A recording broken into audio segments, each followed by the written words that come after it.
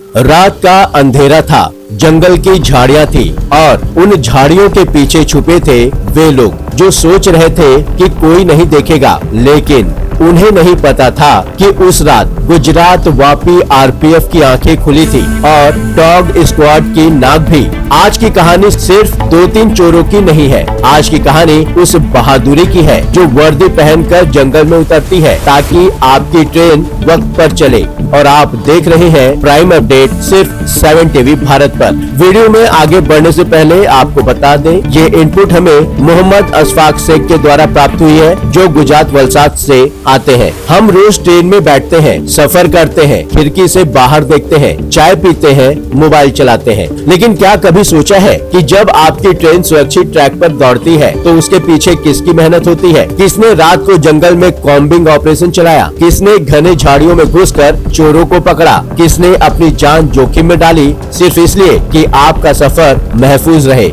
आज हम बात कर रहे हैं ऑपरेशन रेल सुरक्षा वापी की। वापी आरपीएफ ने अप्रैल 2026 में एक के बाद एक 3 बड़े ऑपरेशंस को अंजाम दिया और 3 खतरनाक आरोपियों को गिरफ्तार किया। यह ऑपरेशन चला महानिरीक्षक आरपीएफ पश्चिम रेलवे श्री अजय सादानी और वरिष्ठ मंडल सुरक्षा आयुक्त आरपीएफ मुंबई सेंट्रल श्री संतोष राठौर के मार्गदर्शन में। और मैदान में उतरे निरीक्षक आरपीएफ वापी श्री आशीष तिवारी अपनी पूरी सीपीडीएस टीम, आरपीएफ स्टाफ और डॉग स्क्वाड के साथ। लेकिन यह सब शुरू कैसे हुआ, चलिए शुरू से समझते हैं। तारीख थी 14 अप्रैल 2026। 2 अलग अलग सेक्शनों में ट्रैक फेल होने की सूचना मिली। पहला सेक्शन वापी करमबेली किलोमीटर 169/1618। दूसरा section Vapi Udvada kilometre 175/3335। Track circuit fail, signal बंद, ट्रेन ऑपरेशन प्रभावित। अब आप सोच रहे होंगे ट्रैक फेल हुआ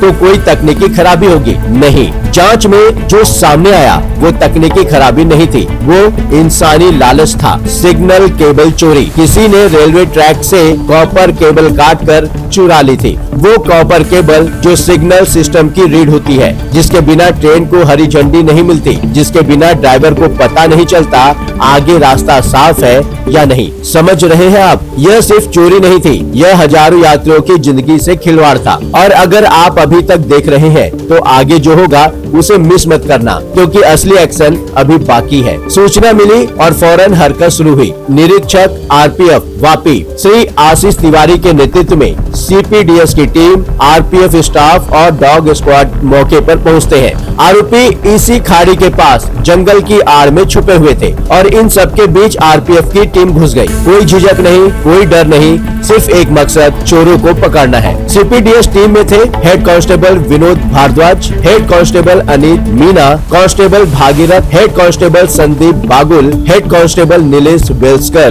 और constable Sanju Rajput. RPF staff से एएसआई इसरार अहमद और कांस्टेबल राजेश कुमार और साथ था डॉग स्क्वाड। जंगल में कॉम्बिंग ऑपरेशन चला, झाड़ी दर झाड़ी, गली दर गली, और फिर मिल गए दोनों आरोपी। खाड़ी के पास घनी झाड़ियों में दुबके हुए मौके पर ही धर दबोचे गए। पूछताछ में आरोपियों ने अपने नाम बताए। पहला अमन पांडे, उम्र 22 साल, दूसरा रोहित, उम्र 20 साल। दोनों ने माना कि उन्होंने रेलवे ट्रैक से कॉपर केबल काटकर चोरी की। डॉग स्क्वाड ने भी उनकी संलिप्तता की पुष्टि की है और उनके कब्जे से बरामद हुआ चोरी की गई केबल और हेक्सा ब्लेड, वो ब्लेड जिससे उन्होंने केबल काटी थी। सिग्नल विभाग ने त्वरित मरम्मत की, ट्रैक पुनः चालू हुआ, रेल संचालन सामान्य हुआ। हालांकि कुछ ट्रेनों का संचालन अस्थायी रूप से प्रभावित रहा। दोनों आरोपियों को माननीय न्यायालय रेलवे कोर्ट सूरत में पेश किया गया और कठोरतम दंड के लिए विधिक कार्यवाही शुरू की गई। अगर आप यह देखकर सोच रहे हैं वाह यह तो सच में बड़ी बात है, तो एक काम करिए, अभी इस वीडियो को लाइक करिए, शेयर करिए, उन लोगों तक पहुंचाएं जो रोज ट्रेन से सफर करते हैं और नीचे कमेंट में लिखिए आरपीएफ जिंदाबाद। लेकिन रुकिए, यह कहानी अभी खत्म नहीं हुई। अगले दिन 15 अप्रैल 2026 को एक और वारदात हुई और इस बार जो पकड़ा गया वो कोई नया चेहरा नहीं था, वो एक आदतन अपराधी था। तारीख 15 अप्रैल 2026, समय रात के 20:45 वापी उदवाड़ा स्टेशन के बीच किलोमीटर 174/0103 पर ट्रैक सर्किट फेल होने की सूचना मिली। फिर वही सिलसिला, फिर वही खेल। आरपीएफ टीम और सिग्नल विभाग के अधिकारी मौके पर पहुंचते हैं। जांच हुई और सच सामने आया। किसी अज्ञात व्यक्ति ने फिर से सिग्नल केबल काटी थी, केबल क्षतिग्रस्त की थी और रेलवे संचालन को बाधित किया था। लेकिन इस बार आरपीएफ ने देर नहीं की। निरीक्षक RPF Vapi Shri Ashish Tiwari, ASI Raju Jadhav, CPDS staff head constable Vinod Bhardwaj, head constable Anit Meena, constable Bhagirath और हेड कांस्टेबल अफसर अहमद सब एक साथ मैदान में और एक संदिग्ध व्यक्ति को